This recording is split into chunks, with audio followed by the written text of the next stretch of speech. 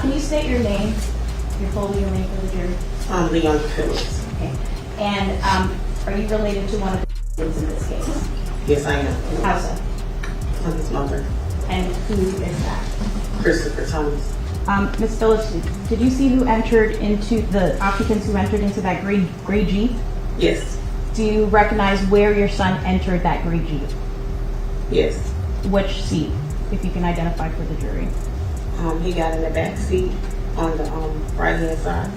Did you recognize the individual that got into the back seat on the left side, the rear driver's side? Yes. The extremely long court process for YNW Melly's case is now about to be over, as the prosecutors have had enough and are ready to just sentence YNW Melly to life in prison. The court day today started with Melly walking in looking very angry, and he also had no haircut. But the mood would quickly change when the judge began talking about releasing him from jail. It would be reported YNW Melly has to make an informed decision about who he wants his lawyers to be. He's been sitting in our jail for 2,159 days, leaving everybody inside of the courtroom, including the judge and Melly, very surprised. He has been incarcerated for 2,159 days, leaving everyone in the courtroom, including the judge and Melly himself, completely shocked. No, but let me repeat myself. Mr. Devins has to make an informed decision about who he wants his lawyers to be. He's now been sitting in our jail for 2,159 days. So, how long would you like to be able to make that decision? I can't determine when the investigation will be over. That's up to the Broward Sheriff's Office, but I can, as I said, I'm just asking for a week, and then I'm asking for at least a day or two. You will decide by tomorrow. I've also reserved all of tomorrow. The new judge was shocked to learn that YNW Melly had been sitting in jail for 2,159 days without a conviction. He directly told the prosecutors, "Give me a final reason why he shouldn't be free tomorrow, or I'm releasing him on bond." The prosecution has been investigating one of YNW Melly's lawyers, which has caused further delays in the case. It was announced that one of his defense attorneys, Raven Liberty, is under investigation for allegations of witness tampering. However, what makes this situation even more concerning is that no one knows for sure whether she is actually being investigated or if the prosecution simply submitted the paperwork to delay Melly's trial and keep him in county jail longer. The reason for these delays would soon become clear. On October 26, 2018, YNW sack chaser and juvie were tragically killed, with prosecutors alleging that YNW Melly was responsible. However, besides Melly and Bortland, only one other person knows the full truth: Melly's ex-girlfriend, Mariah Hamilton. After federal investigators examined Mariah's iCloud, they discovered suspicious activity related to YNW Melly, allegedly, forcing her not to testify in court. This is considered witness tampering, a charge that carries a life sentence regardless of whether Melly was actually responsible for sack chaser and juvie's deaths. Filing 6 new charges against Demmons and 2 others who were allegedly involved. The charges include tampering with a witness, directing the activities of a criminal, solicitation or conspiracy to commit tampering, and unlawful use of a two-way communication device. Now, a couple of those charges actually carry a life in prison sentence if there's a conviction. The new judge was shocked to learn that YNW Melly had been sitting in jail for 2,159 days without a conviction.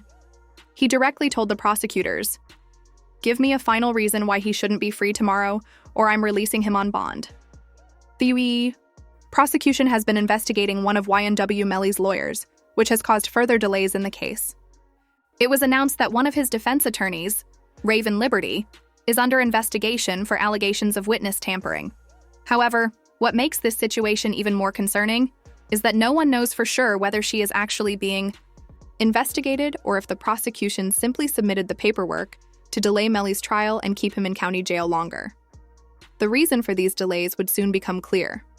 On October 26, 2018, YNW sack chaser and juvie were tragically killed, with prosecutors alleging that YNW Melly was responsible. However, besides Melly and Bortland, only one other person knows the full truth: Melly's ex-girlfriend, Mariah Hamilton. After federal investigators examined Mariah's iCloud, they discovered suspicious activity related to YNW Melly, allegedly, forcing her not to testify in court. This is considered witness tampering, a charge that carries a life sentence regardless of whether Melly was actually responsible for Sack Chaser and Juvie's deaths.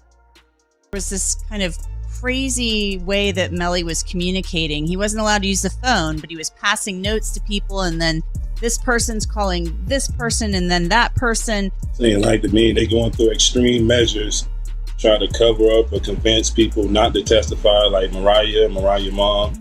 They was using code words like Rihanna and A$AP Rocky's baby. My son has not been convicted of anything, yet even other inmates who have been convicted still have basic rights. They are allowed to use the telephone, write letters to their loved ones, and receive their mail. However, my son is being denied. These rights, they hold his mail and refuse to give it to him. My son has not been convicted of anything, and even other inmates that have been convicted or anything, they have the right to use a telephone. They have a right to be allowed to write letters to their loved ones, to receive their mail. They hold his mail, they don't give it to him. YNW Melly was allegedly using the jail phone to commit witness tampering, which is why he is no longer allowed to use it. Authorities wouldn't have restricted his phone access without solid evidence supporting their claims. This makes the situation even more concerning, as Melly could face a life sentence for witness tampering alone. Due to this, Jamie King has expressed feeling absolutely heartbroken for her son. She feels helpless, believing that he is not even being treated like a human while in jail. You saw Melly's statement just saying how he's been hurt, how he's scared for his life. As a mother, how did that make you feel? It's heartbreaking. It made me feel completely helpless. Broward Sheriff's Office definitely needs to be investigated. I mean, they are making up their own rules. We tried to go to court about this situation. The judge really doesn't have any jurisdiction when it comes to the jail, because we actually had a hearing about the mistreatment of him, and the jail they make their own rules. And I don't think that's fair, because I know that they need to answer to someone too. This situation has gained significant media attention, especially from people in the industry. Charleston White reacted by stating that this is exactly how YNW Melly should be living. He shouldn't receive special treatment just because he's a famous rapper. White emphasized that Melly is accused of committing one of the most serious crimes possible, and therefore, he should be held accountable like anyone else. The YNW Melly, I'm so happy he in jail getting mistreated. Yeah, I'm so happy he in jail getting mistreated, homie. Homie, when you take a life, homie, you ain't got a right to complain about a motherfucking thing about being mistreated. When you done chose to play somebody. This also caught the attention of Boozy, who spoke about the immense stress that Jamie King has been experiencing throughout the ordeal. She real, bro. You know, she real. She's stressed out. I heard she had a...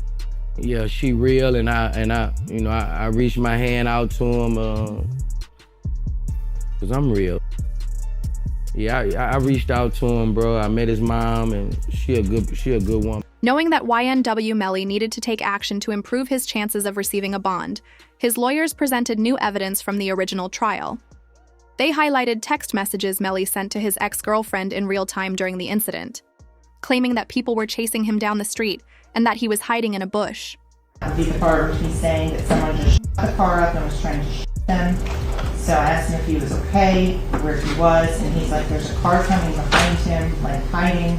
He was like, there's some, there's some, I think there's. The defense argued that Mariah Hamilton's only involvement was attempting to save her boyfriend at the time. Additionally, during the YNW Melly trial, the prosecutors admitted that no firearm was ever found, which weakened their claims that it was a drive-by shooting. They revealed that the person with the firearm was miles away just minutes after the incident.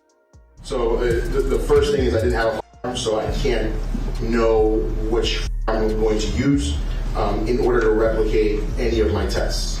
So I can't make tests for this determination because I don't know what firearm was used. Okay.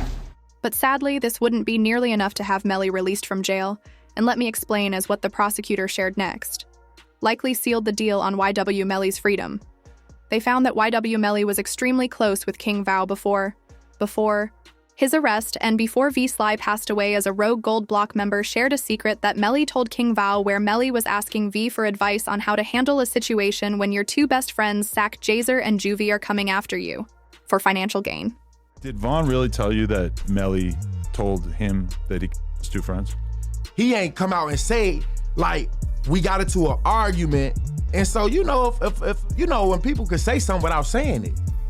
And so he told me, like, once I posted what I posted, Vaughn was mad at me. Bro, why you put up there, bro? Walk the bam. I'm like, you sitting up here, like, you know the love we got. You do this for us, but you gonna trust that his two friends? And he said, them was trying to extort him. And so I'm like, if they was trying to extort him, then why are you still around? The name YW is a registered business LLC under which YNW Melly and Bortland performed concerts, sold merchandise, and did promotions for companies in exchange for money. This money was funneled through the YW business bank account and then distributed evenly among the 4 YNW members, with each receiving 25%. Allegedly, Melly and Bortland were unhappy with how Sackchaser and Juvie put in no effort, but still received the same amount of money simply for being part of YNW. Melly didn't want to continue paying them, and given King Von's past and how he handled similar situations, it's likely Melly took advice from him on how to proceed. This was the missing piece of evidence the prosecutors lacked in the original trial: the motive. When this was paired with evidence found on Melly's phone, things took a turn for the worse, as he sent a text message just hours after the crime admitting to it. The PC Gambino account asked him if he was okay, and his response was, "I did that," and placed a smiley face emoji. And the next message from 10/26/2018 at 16:02 from Eastern Standard Time. The YNW Melly account says what? After that, SHHHH. Also found on Melly's phone was a saved video from someone's Facebook Live, showing Melly and Bortland's reaction to the crime just 6 hours after it occurred. In the video, they were seen recording a music video in a nearby parking lot.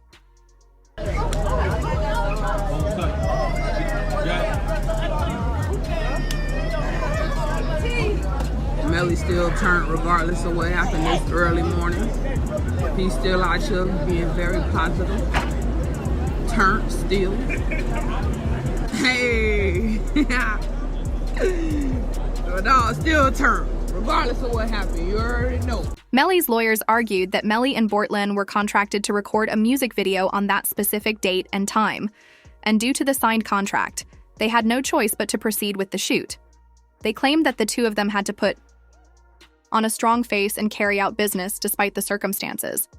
However, many found it odd that they appeared completely unfazed, especially given Melly's usual emotional response to such situations. The lead prosecutor then focused on the physical evidence from the crime, such as the Jeep they were driving. During the original trial, Sergeant Williams revealed that there was no way this could have been a drive-by. How many rounds were inside of the car? 3. From the driver's side back seat.